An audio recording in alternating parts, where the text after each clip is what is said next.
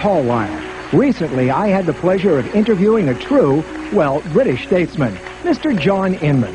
I caught up with John and 300 of his closest friends on his last visit to the States.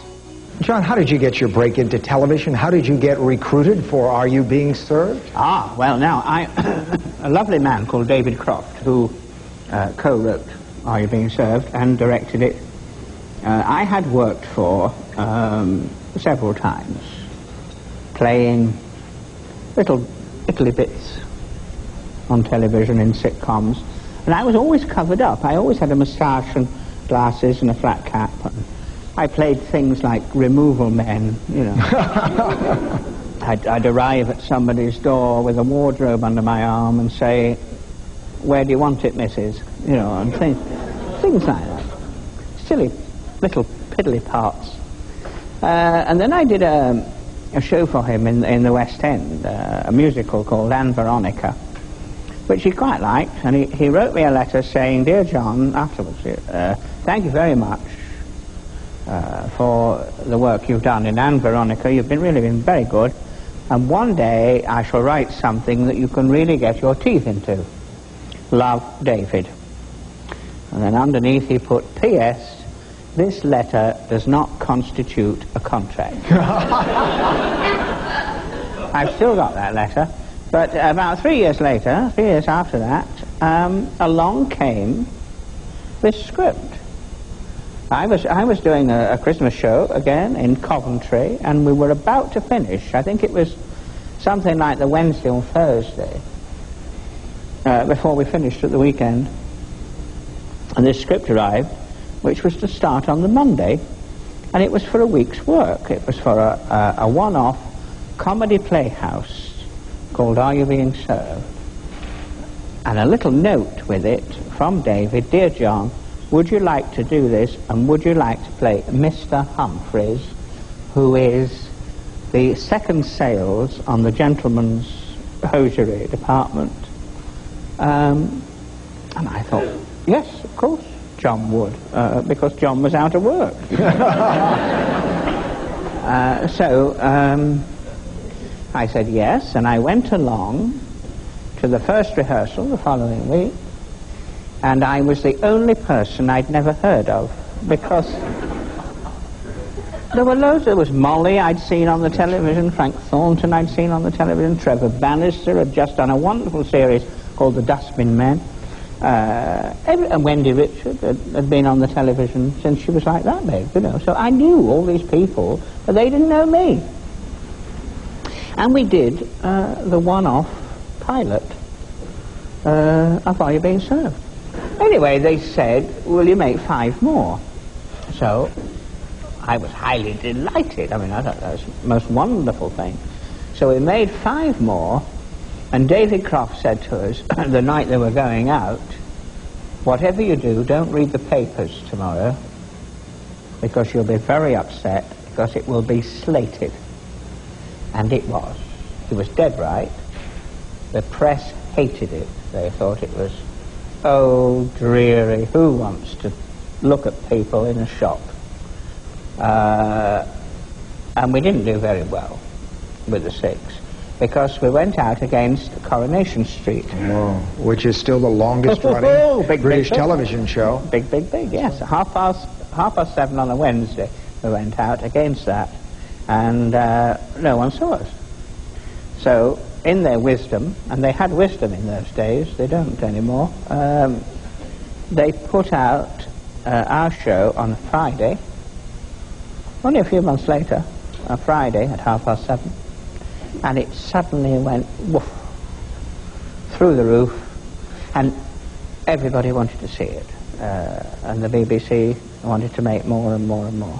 Jeremy Lloyd and David Croft went to the powers that be upstairs I don't know who they are, you know. I have no idea who they are, these people up there that look after it all, and said, would you like some more?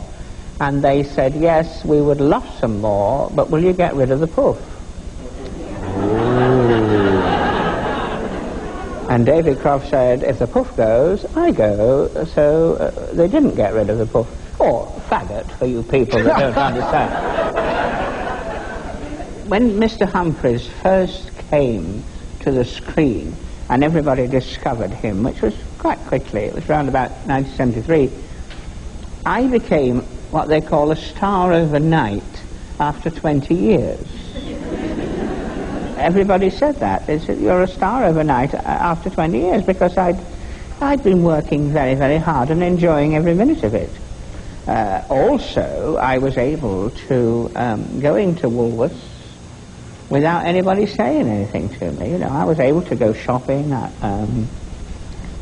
which was really quite nice. Now it's quite nice, because they all say, hi, John, are you free? And I say, bugger off, you know. Now, how often do people actually address you as Mr. Humphreys? Well, they used to. It went in 3 stages. I mean, I must admit, which is very nice. Most of the time now, I'm known as John Inman, which is my name. But it went in 3 stages. It started with, that's him from the shop. People used to say, oh, look, that's him from the shop. And then, that's Mr. Humphreys. And then finally, it sort of settled down to, oh, look over there, there's John Inman. I know, that's nice, actually, yes. When they call you by your own name. A script is only a bunch of words on paper. How much input did you and the other members of the cast actually get on the scripts? Oh, a little bit. There was no need to, actually, because when we received the scripts, they were very finely tuned. David and Jeremy had done a very good job. We didn't have a lot of fiddling about to do. There were no rewrites or anything like that, which happened frequently with television shows. It was all very neat, because David and Jeremy used to impersonate us as they wrote.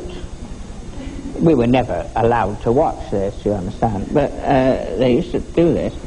And the scripts were great. Just occasionally we would put something in at rehearsals, and then David would laugh a heck of a lot and say, no, we can't use that, it's too filthy. Take it out. But there's one little bit, I don't know whether you remember or not, but one little bit, and I never ever thought I would see the day when it would go on the screen. And it wasn't cut at all, it was left in. It was when Trevor Bannister was playing Mr. Lucas. Myself had a little scene with a customer with a pullover. And he got fast in this pullover. And can I stand up again? And we'd got the customer here, and there's the customer's head, and then Trevor was there pulling at the pullover, and I'd got the customer's, what's his name? Yes. Here, you see, right. So, Trevor's line to me was, this is just like pulling a Christmas cracker. And I happened to say, it is.